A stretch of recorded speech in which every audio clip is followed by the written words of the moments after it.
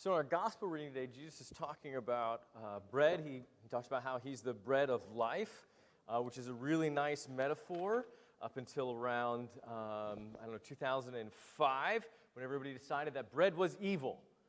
Remember, it used to be that bread was a good thing, that you would eat bread and you would feel good, you put some butter on it, and now between the Atkins diets and keto and paleo and non-gluten and I don't know, whatever stick diets are out there, all of a sudden you can't eat bread. Bread is the enemy. And so when Jesus says, I am the bread of life, what are we supposed to understand? That he's trying to make us fat? Okay, so if you know what I'm talking about, I'm sure you know what I'm talking about because that's the world we live in, then you know what a diet is. You also then know that it takes more than motivation for a diet to succeed. Because if you know what a diet is, then you know what failure is. Why? Because you're human. If you ever read a diet book, they all work the same way. Okay, look, here's the thing. Eat these things and you'll lose weight. It's that easy. And then you get real excited and you know what happens? You look at a donut. Because it takes more than a good thought and a little excitement to get through the hard time of whatever's coming, because it's coming. And this is the same problem with every self-help book out there. Every self-help book says the exact same thing. Okay, here, look, just stop doing this. Stop being negative and don't do these things and get on board with this. And then all of a sudden you will be the most powerful, productive, efficient person the world has ever seen. Just take these 7 habits and you will be amazing. And then you know what happens? You finish the book and go to bed and none of it matters. Because it takes more than excitement and motivation to get anything done. To change, which is what I'm talking about here, takes more than willpower. It's not a pill. It's not a resolution or a vow you can make. You can't buy it. You can't say, I'm going to change, and then just change. And what ends up happening is if you try to change, by the way, then you get all excited about it. And then what happens? Then you get confused about maybe what you want to do. And then you get frustrated because what you want to do isn't what you're doing.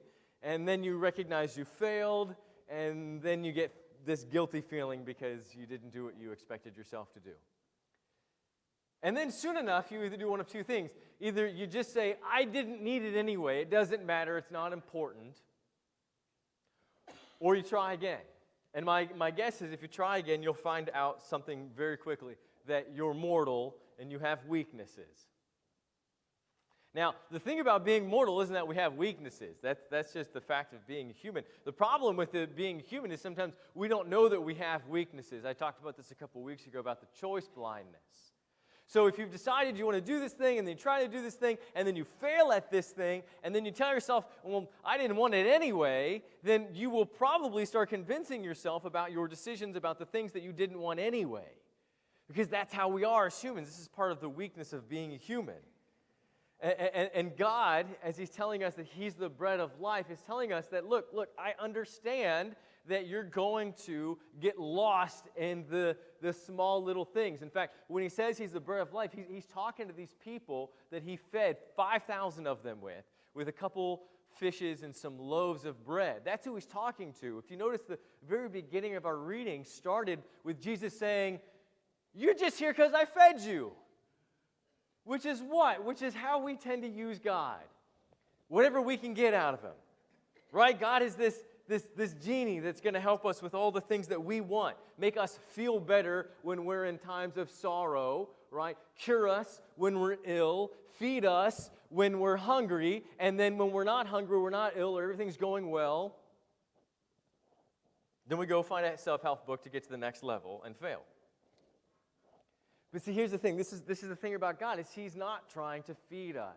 He's not trying to heal us, which is an amazing thing. He doesn't even want you to have a better life, which is not exactly true. But the purpose of me saying that is so that you understand that that's not his purpose. His purpose is to mold you so that you can be who he made you to be. And the only way to do that is for you to see his vision. If we come to God and we tell God what we want and how it's supposed to look for us, then what will happen is God will turn into our genie or our lapdog. Do you know what the name for a female dog is? Is that what you want to call God? No, that's not your God. That's not the God we worship here. So what God says, he says, look, if you want To be with me, you have to believe, is what Jesus says. Now, what is belief? Belief is not a thought. Belief isn't a good feeling in your heart. Belief is an action. It's an action. If I handed you a lottery ticket, and I said, that's a winning lottery ticket, and you believed me, you wouldn't throw it in the trash can. You would go and turn it in for whatever millions of dollars that lottery ticket is worth. Because belief is an action. And so when Jesus says believe, if you believe what I'm telling you, then you will never be hungry, you will never be thirsty. What he's saying is, if you believe that I actually know what I'm talking about as God, then it's going to work out for you. Then what's going to happen is, an artist might chip away some marble to reveal the statue, who God made you to be will be revealed. But this doesn't happen because you tell God, and it doesn't happen because you think God. It happens because you act for God. It's one of these weird things that psychology is proving Jesus was right about. You can't think your way into new actions. You have to act your way into new thoughts, which is probably counterintuitive to everything you've got going on in your brain. Usually we think, okay, what do I need to do to lose weight? What do I need to do to be successful? And I love the weight one, because the weight one is the best. What do I need to lose weight? Never eat a muffin again. Okay, good. But you know what? You're going to have to eat at some point. It happens. And when you act, what will happen then? Well, what happens is when you act, it starts training your brain. The first time you act counter to the ways that you have acted in the past is a problem. Anybody here ever try to get rid of an addiction? I smoked for years and years. The first time you act on trying to not smoke, I tell you what, that's a bad day. There's no two ways around it. I'm sure there are smokers in this room or former smokers, and you all can agree with me. That's a bad day. Now, if you've ever quit smoking, then you know that after a series of actions, eventually, you don't have to have a cigarette anymore. And eventually, you maybe don't even want a cigarette anymore. But that didn't happen overnight. It happened because there was a series of actions that got you to that point. And it wasn't until you acted in a way that was congruent with what you wanted, were you able to become the new person you expected yourself to be. This is Jesus' teaching to us. That if you want to have the bread of life, you can't just think it. You have to act it. There's a song that we sing in our congregation. It's a weird song. But that's because we have an amazing and weird music leader, Brooks Clark. You might remember, maybe you don't remember, a couple years ago in the summer, so almost 2 years ago, maybe a little more, we had an entire Sunday where we took 80s songs and we redid the words to them to make them praise music. It's called contrafactum. It's a big word I learned from our music director. Now, contrafactum turns out to be a thing that Lutherans have been doing from the beginning. But at the end of that 80s Sunday, we took a song that was from the 80s and we didn't change the word. We're going to sing it today. It's the last song today. You're all going to look at your bulletins right now and find out what I'm talking about.